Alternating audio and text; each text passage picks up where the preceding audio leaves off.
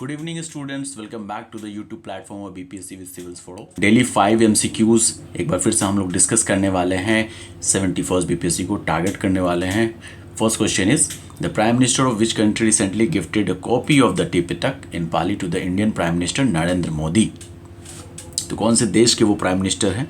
वो थाईलैंड के हैं, जिन्होंने भारतीय प्रधानमंत्री को ये एक कॉपी दिया है टिपिटक का पाली भाषा के अंदर।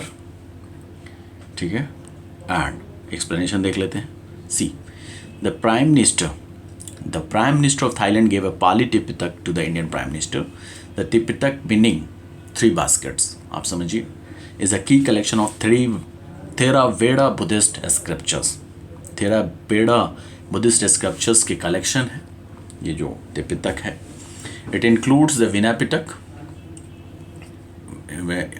पिटक की बात करता है, सुत्त पिटक की बात करता है, ठीक है, मतलब Buddha teachings, and Abhidhamma Pitaka philosophical concept की बात करता है।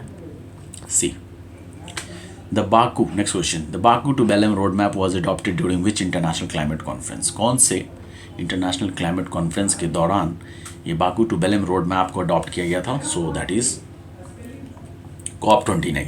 ओके, COP29 के दरमियान किया गया था।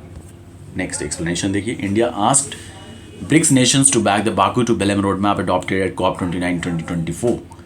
तो COP29 2024 के अंदर जो Baku to Belem road map adopt किया गया था, उसकी मांग करी है ब्रिक्स नेशन से भारत ने।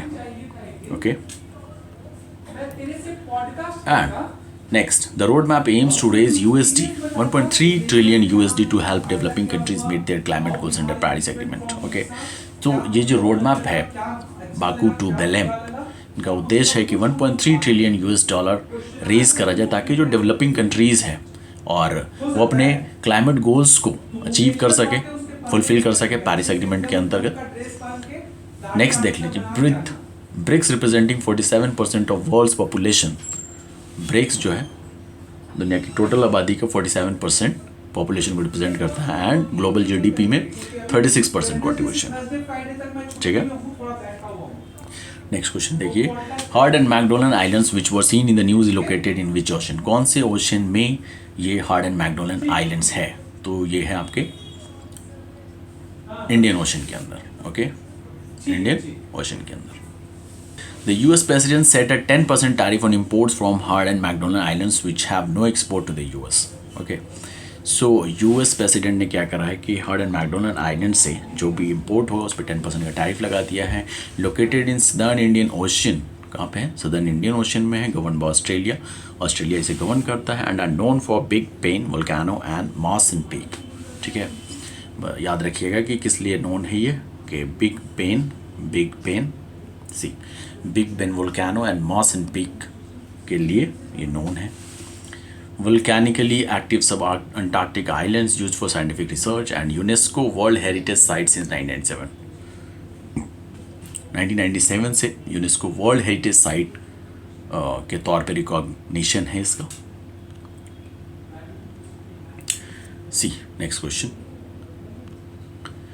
The international criminal code was established by which international agreement. कौन से इंटरनेशनल एग्रीमेंट के द्वारा ICC को स्थापित किया गया था? So that is Rome statute के द्वारा किया गया था। एक्सप्लेनेशन देखिए। On April 3, 2025 Hungary's prime minister Viktor Orban announced Hungary's withdrawal from ICC। News में इसलिए है कि 3 अप्रैल 2025 को क्या हुआ कि हंगरीज के जो प्राइम मिनिस्टर विक्टर ऑर्बन है, उन्होंने हंगरीज का विड्रॉल कर लिया ICC से, ऐसा अनाउंस किया है। The ICC established in 2002 by Rome Statute is the only permanent international court for prosecuting serious global crimes. Okay, 2002 में इस्टेब्लिश किया गया था इसको रोम स्टैट्यूट के द्वारा। Only permanent international court for prosecuting serious global crimes, जो भी वैश्विक स्तर पे जो क्राइम्स है उनको प्रोसिक्यूट करने के लिए केवल और केवल परमानेंट इंटरनेशनल कोर्ट है। आप इस बात को याद रखिएगा। The Rome Statute outlines the ICC's powers and responsibilities, allowing it to investigate and prosecute genocide, war crimes, crimes against humanity and aggression. जो रोम स्टैट्यूट आईसीसी के पावर्स रिस्पॉन्सिबिलिटीज़ को आउटलाइंस करती है और इनको अलाउ करता है कि इन्वेस्टिगेट प्रोसिक्यूट कर सके जिनोसाइड को, वॉर क्राइम्स को, क्राइम्स अगेंस्ट ह्यूमैनिटी को एंड एग्रेशन को। ठीक है, आगे देख लेते हैं। What is India's rank in the 2025 UNCTAD readiness for frontier technology index. तो 2025 UNCTAD का readiness for frontier technology index publish हुआ है और इसके अंदर भारत का जो रैंक है सो दैट इज 36th रैंक है। UNCTAD क्या है? United Nations conference on trade and development. United Nations conference on trade and development, आप याद रखिएगा। आगे, India improved its rank to 36th in the 2025 UNCTAD Technology and Innovation Report up from 48th in 2022। 2022 के अंदर भारत का जो rank था वो 48वां था, जबकि 2025 में जो रैंक है वो 36th है, तो कहीं इम्प्रूवमेंट हुआ है। The report assesses factors like ICT।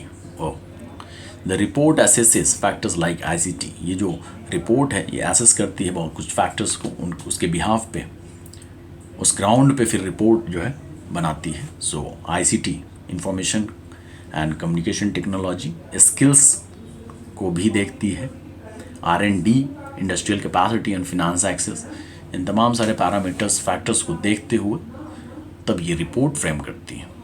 Okay, सो काफ़ी इंपॉर्टेंट क्वेश्चंस थे, आप इन सब को अच्छे से लर्न करिए। Okay, thank you, bye bye.